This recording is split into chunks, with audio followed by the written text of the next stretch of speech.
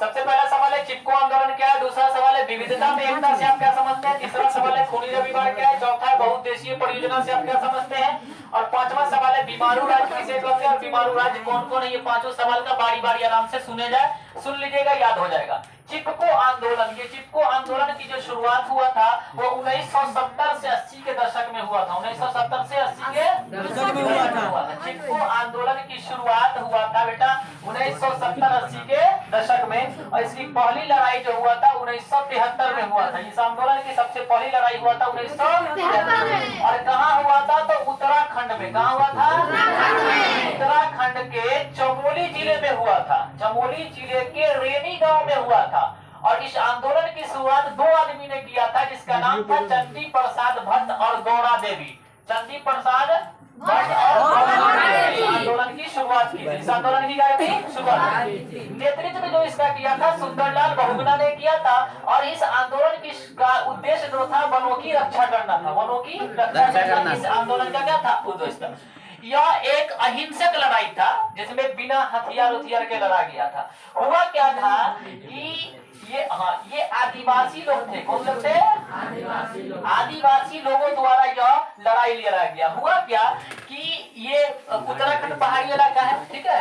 पहाड़ी इलाका में हिमालय के रहते, तो पहाड़ी इलाका में जो है पेड़ पौधा ज्यादा होता है। और आदिवासी लोग जो रहते हैं वो लोग कहाँ रहते हैं? जंगलों में उनका लगा रहता, मानी जंगल ही उन लोग का क्या है? घर है ना। वहाँ साल भर रहते हैं इधर उधर, फिर वो जंगले एक दूसरी जगह से दूसरे जगह जाते थे। अब लकड़ी का ठेकेदार जो है वो क्या किया? पेड़ को काटना शुरू किया। और जब पेड़ काटने लगा तो ज्यादा पेड़ कटने लगा, जिसके कारण इन लोगों को यानी आदिवासी को लगने लगा कि अब जब इतना तेजी से अगर पेड़ कट रहा है तो फिर हम लोगों का घर क्या हो जाएगा, है ना, नष्ट हो जाएगा। फिर हम लोग रहेंगे कहाँ? इनके दिमागों में ये आया। और बात भी सही है कि ज्यादा पेड़ कट जाएगा तो फिर जो उन लोगों का रहन गुजर क्या होगा? ज्यादा पेड़ कटने से फिर हम लोगों के लिए परेशानी भी होगा कि ऑक्सीजन की कमी होगी, ठीक है।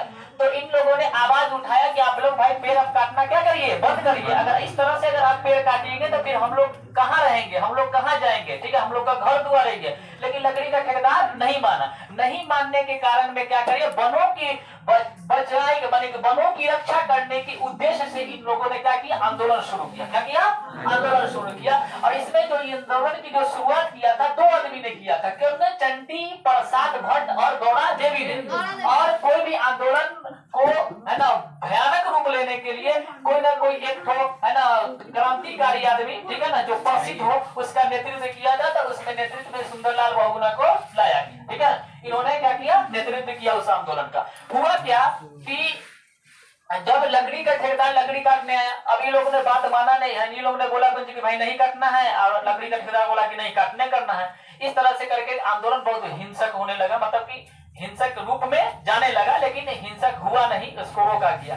फिर अंततः क्या हुआ कि इन्होंने यानी आदिवासी लोग ने जो क्या किया कि जब लकड़ी का ठेकेदार सब जब पेड़ पौधा जब काटने आया तो एक एक पेड़ को पकड़ के क्या हो गया? चिपक गया। क्या हो गया?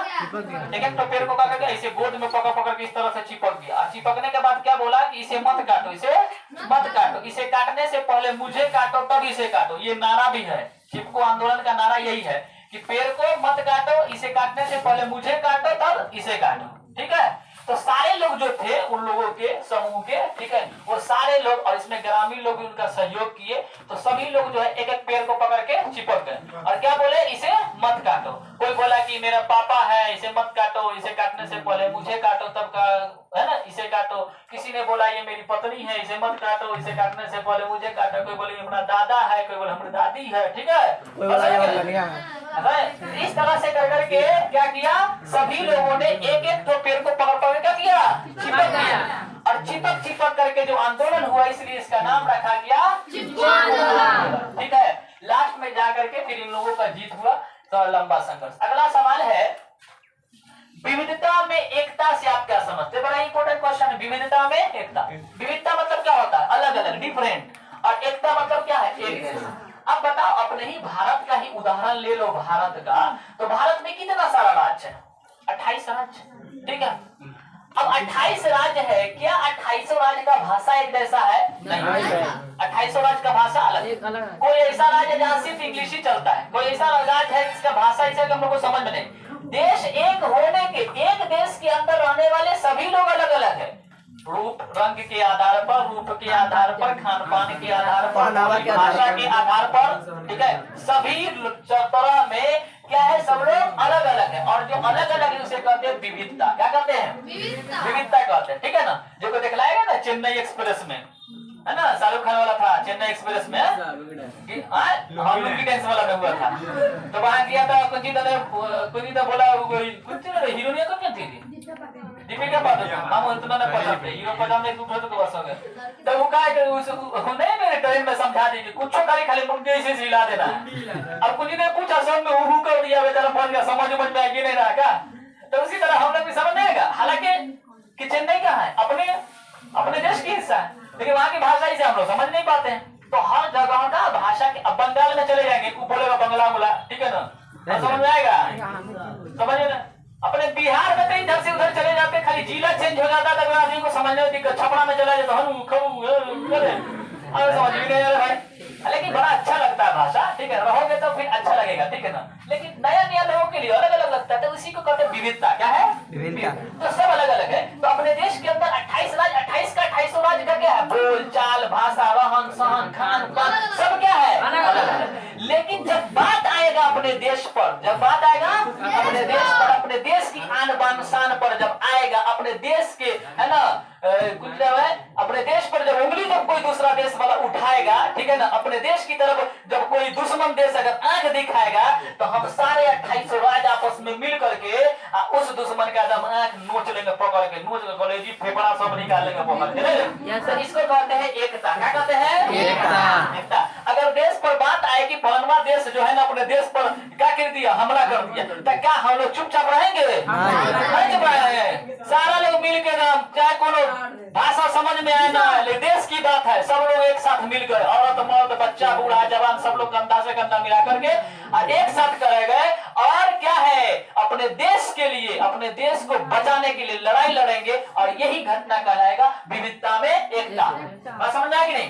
विविधता में एकता मतलब अलग अलग होने के बावजूद भी, ठीक है, सब लोग एक साथ हैं, और यही कहलाता है विविधता में एकता। बात समझ में आएगी नहीं है? चलो अगला सवाल है खूनी रविवार। क्या है? खूनी रविवार। खूनी रविवार भी बहुत अच्छा है टॉपिक। यह जो लड़ाई हुआ था वो कितना हुआ था? 1905 ईस्वी। ये सन 1905 ईस्वी की घटना है, और यह लड़ाई हुआ था रूस और जापान के बीच में यह युद्ध हुआ था। रूस और जापान में युद्ध। अच्छा, उस समय का रूस बड़ा शक्तिशाली देश था, जापान उतना शक्तिशाली देश नहीं था। अब तो शक्तिशाली देश हो गया, उस समय उतना शक्तिशाली देश नहीं था। रूस बहुत शक्तिशाली देश था। और क्या होगा, रूस जापान युद्ध में जो हुआ तो रूस बुरी तरह से हार गया। रूस क्या हो गया? बुरी तरह से हार गया। अब जब बुरी तरह से हार गया तो भाई वहां के लोगों में, वहां की जनता में आक्रोश की भावना पैदा हो गई कि आखिर मेन बात हुआ क्या कि यहाँ का राजा जो है ना, देखिए कोई भी देश जो बर्बाद होता है ना, वहाँ के राजा के कारण। किसके कारण? राजा के कारण। राजा जीतते जीतते लगेगा अपने घमंड में चूर, ठीक है ना। घमंड तो रावण का ध्वस्त हो गया, तो तू कौन देखची का मसाला है, सब घमंड हो गए, हम बड़का राजा भगवान समझ रहे, ठीक है ना। छोटा ऐसा देश पकड़ के थूर थार के रख दिया, युद्ध में ना जाए, बैठा रहे खाली अपने मैडम जी के साथ है, और न जाएंगे, खाली खाएंगे पिएंगे घुसेंगे, ठीक है ना। तो इसमें कहा गया घमंड। रूस के राजा को कहते हैं जार। रूस के राजा को कहते हैं जार। तो जार क्या था? बड़ा ही निरंकुश हो गया। क्या हो गया? वो हमेशा अपने भोग विलास में लगा, जो आगे जाकर के रूस की क्रांति का कारण बना था। किसकी क्रांति का? रूस की क्रांति हुआ था 1917। तो पहली क्रांति होगा 1905 ईस्वी। 1905 में रूस और जापान हुआ। तो भाई जब राजा है तो तुम्हें जाना चाहिए ना लड़ाई लड़ने के लिए। तो ई चौपटवाद गया नहीं लड़ने के लिए, बोल जाओ तू सैनिक तू अपने जाके संभाल ले, ठीक है ना। यानी अपने आप शक्तिशाली होने पर इसको घमंड था। जापान वाले को थूड़ थाड़ के भेज दिया, तो रूस क्या हो गया? बुरी तरह से हार गया। अब हारता है तो पूरा वहां के जनता को सबसे ज्यादा नुकसान होता है। तो जनता वहां क्या हो गया भाई, दिक्कत हो गया, जनता लोग पूरा आक्रोशित हो गया कि एक तो छोटा ऐसा देश से हम क्या करेंगे, हार गए, ठीक है ना। कमजोर देश से क्या कर गए, हार गए। इतना शक्तिशाली होने के बावजूद भी क्या हो गया, हार गए। तब रूस की जनता ने सड़कों पर रोटी दो के नारा लगाते हुए, प्रदर्शन करते हुए कहाँ जा रहे थे? पीटर्सबर्ग स्थित महल की ओर जा रहे थे। कहाँ जा रहे थे? सेंट पीटर्सबर्ग स्थित महल की तरफ जा रहे थे। कौन सा नारा लगाते हुए? रोटी दो। अब लगाते हुए जा रहे थे तो उतने पर वहां होगा चेलवा चपटिया जार का, ठीक है ना। चोला चपटिया बोले ओ देखिए ना आ रहा है जनता से दबा कर तुरने थाड़ने के लिए, ठीक है ना। अब जार देखो नहीं किया क्या है नहीं, पूछता ना भाई। जनता है ना, आप राजा है, लोग प्रजा है, तो प्रजा का कौन देखेगा? राजा का ना कर्तव्य होता, दायित्व होता, क्या उसका देखे। लेकिन ना वो देखो नहीं, क्या बोलते जा उड़ा दो ठीक है। और उसका जो सेना था, जार की सेना, वो क्या किया? बिना कुछ सोचे समझे, ठीक है, बिना कुछ सोचे और आया और इन निहत्थे लोगों पर, कौन नगर पर? उसकी जनता, यानी इन निहत्थे लोगों पर अंधाधुंध गोलियां चलानी शुरू कर दी, जिससे हजारों लोगों की मृत्यु हो गई। पूरा रोड जो है पूरे खूने खून हो गया। और उस दिन रविवार का दिन था, इसलिए उस दिन को खूनी रविवार के नाम से याद हो गया। सन 1905 ईस्वी में रूस जापान युद्ध में रूस बुरी तरह से हार गया। इसी हार के अपमान के कारण रूस की जनता ने सड़कों पर प्रदर्शन करते हुए, रोटी तोड़ के नारा लगाते हुए सेंट पीटर्सबर्ग स्थित महल की ओर जा रहे थे। उतने में जार की सेना ने इन निहत्थे लोगों पर अंधाधुंध गोलियां चलानी शुरू कर दी, जिससे पूरे सड़कों पर खून की नदियां बहने लगी। चूंकि उस दिन रविवार का दिन था, इसलिए उसे खूनी रविवार के नाम से जाना जाता है। पूरा क्लियर है? चलते आगे की। अगला सवाल है, ये हो गया, ये हो गया, ये हो गया। अगला सवाल है बेटा, बहुउद्देशीय परियोजना क्या? बहु मतलब बहुत सारा, बहु मतलब बहुत सारा, उद्देश्य परियोजना मतलब कोई प्रोजेक्ट, ठीक है। एक ऐसी योजना जिसके पीछे बहुत सारा उद्देश्य शामिल हो, उसे बहुउद्देशीय परियोजना कहते हैं। याद हो गया? एक बार आओ। एक ऐसी योजना जिसके पीछे बहुत सारा उद्देश्य शामिल हो, उसे बहुउद्देशीय परियोजना कहते हैं। जैसे मान के चलो कि अगर दरवाजे पर अगर कोई पेड़ लगा रहे हैं, ठीक है ना, आम का पेड़ लगा रहे हैं, तो आम का पेड़ लगाने के पीछे भी बहुत सारा उद्देश्य होता है कि आम का पेड़ लगाएंगे तो एक तो दरवाजे की शोभा होगा, दूसरा आम निकलेगा तो जो उसमें जब फलेगा तो कोई है ना, दूसरा चोरा उड़ा के नहीं ले जाएगा, दरवाजे पर रहेगा, चोरी होने का कौन है। आराम से खाएंगे, फल भी होगा, पत्ता हो रहेगा तो भाई माल भी खाएगा, जलना होगा तो जलाएंगे भी, और इसका छाया में हम लोग आराम भी करेंगे, और जब जरूरत पड़ेगा उसके है ना, मतलब कि हाँ उसके पूरे मतलब फर्नीचर बना लेगा, है कि नहीं? फर्नीचर तख्ता चीज उड़ा के क्या बना सकते हैं? हमारी तख्ता बहुत सारा चीज बनता है। तो देखिए एक पेड़ के पीछे कितना सारा उद्देश्य शामिल हो गया, बहुत सारा। तो ऐसे परियोजना को बहुउद्देशीय परियोजना कहा। तो अब यहाँ ज्योग्राफी में क्या होता है, नदी घाटी परियोजना को बहुउद्देशीय परियोजना क्या? क्योंकि एक नदी बनाने के पीछे बहुत सारा उद्देश्य होता है। नदी होने से फायदा क्या होगा? नदी होने से फायदा होगा कि है ना, विद्युत का सप्लाई, मतलब क्या है, विद्युत का सप्लाई होगा, सस्ता होगा, क्या नाम है, बाढ़ नहीं आएगा, उसके बाद सिंचाई का कार्यक्रम पूरा होगा, मछली पालन होगा, ठीक है। बहुत सारा उसके पीछे भी उद्देश्य शामिल है, इसलिए नदी घाटी परियोजना को भी बहुउद्देशीय परियोजना कहा जाता है। कभी कोई सवाल पूछता है कि नदी घाटी परियोजना को बहुउद्देशीय परियोजना क्यों कहा जाता है, जवाब लिख दीजिएगा। तो बहुउद्देशीय परियोजना समझ में आ गया, एक ऐसी योजना जिसके पीछे बहुत सारा उद्देश्य शामिल है, उसे बहुउद्देशीय परियोजना कहते हैं। पूछेगा जैसे में क्या, तो बोल देंगे नदी, क्या बोल देंगे? नदी, नदी घाटी परियोजना। अगला सवाल है, बीमारू राज्य किसे कहते हैं? किसे कहते हैं? बीमारू राज्य का समझ लीजिए, बीमारू राज्य क्या है? बीमारू राज्य का मतलब ऐसा नहीं कि वो राज्य बीमार हो, ठीक है, वो राज्य बीमार हुआ ना। बीमारू राज्य का मतलब होता है कि एक ऐसी राज्य, एक ऐसा राज्य, एक ऐसा राज्य जहाँ की बुनियादी सेवाएं, जहाँ की बुनियादी सेवा में क्या हो रहा है? जैसे में बिजली हो जाएगा, सिंचाई हो जाएगा, यातायात का साधन हो जाएगा, परिवहन का साधन हो जाएगा, ये सब पर्याप्त मात्रा में उपलब्ध न हो, लेकिन क्या हो, कम हो। अब जैसे देखो ना, बिहार में अगर रात में अगर कहीं जाना हो हॉस्पिटल में, ठीक है, तो देखिए आपको गाड़ी नहीं मिलेगा, नहीं। आप रात में हाईवे पर चले जाइए, नहीं मिलेगा।